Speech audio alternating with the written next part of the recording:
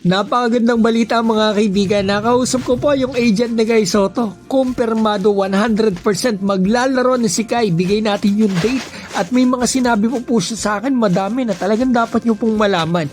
Pero may nakita rin po akong konting bad news.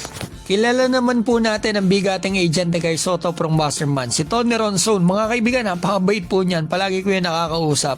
Sa totoo lang mga kaibigan, sa mga solid viewer ko, I'm sure napanood po ninyo yung content ko before na ito nga, si Kai open sa NCAA. At kahapon lang, di ba mga kaibigan, balita ko, yung player ng B-League sa Yokohama, dating team ni Kai, naglalaro na ngayon sa US NCAA. So yun dapat po ninyong malaman about yan. Eto mga kaibigan, si Tony Ronson po nagsabi sa akin, mga kaibigan, na siya daw po ang agent nitong player ng Yokohama dati, ng B-League, na naglalaro ngayon sa US NCAA.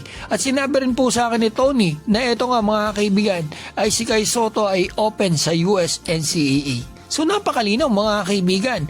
Sa agent na mismo ni Kai nanggaling yan mga kaibigan. So hindi malabo. O may chance talaga na baka sakaling maglaro dito ang ating pambato sa US NCAA. Pero syempre mga kaibigan, pag-uusapan pa nila yan kung ano makakabuti talaga dito kay Kai. Pero at least mga kaibigan, may isa pang another option talaga ang pambato natin na talaga maaari niyang puntahan. At nakita din natin na nagawa na ito ni Tony sa isang player from Japan. So may chance talaga mga kaibigan. So ngayon punta na po tayo dito.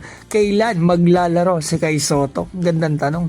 Ang sagot po ay nasabi na sa akin before ni Tony nung magkausap kami nung nakaraan. Titingnan daw po nila ang game sa January 24. Kalaban po nila dyan ang Ibaraki. Pero kanina lang mga kaibigan, kinumpirma po sa akin na 100% maglalaro na si Kai Sotto sa game na yan.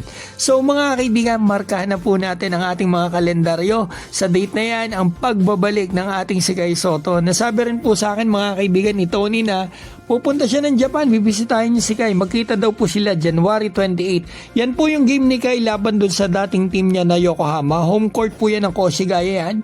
Mamimigay pa nga sila ng 3,000 Kai Sotto toys. Kasi mga kaibigan, yung game sa 24 hindi po home court ng Koshigaya. Ang sabi pa ni Tony after ng Japan, pupunta po siya ng Pinas. Sana talagang may kakayahan po ako at talagang gusto ko siyang mamit. Kasi syempre, kilalang NBA, GM, agent, napakabait pa mga kaibigan. Isang karangalan. So yun po palang medyo bad news mga kaibigan. Maglalaro nga si Kai sa 24. Ang problema, walang live stream ang B-League. Grabe. Maglalaro ang most watched player nila after 1 year na hindi nakalaro. Pero hindi pa nila na-live. Siguro gusto ata nila yung sa may bayad sila manood. Pero don't worry mga kaibigan, kung wala pa din pong live sa FB, mag-download po kayo sa Play Store ng AI Score.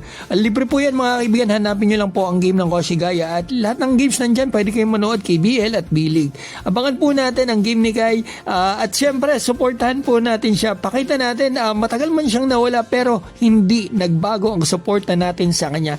Hindi nyo alam mga kaibigan, baka nanonood dito si Kai minsan, nababasa pa niya mga comment nyo, di ba?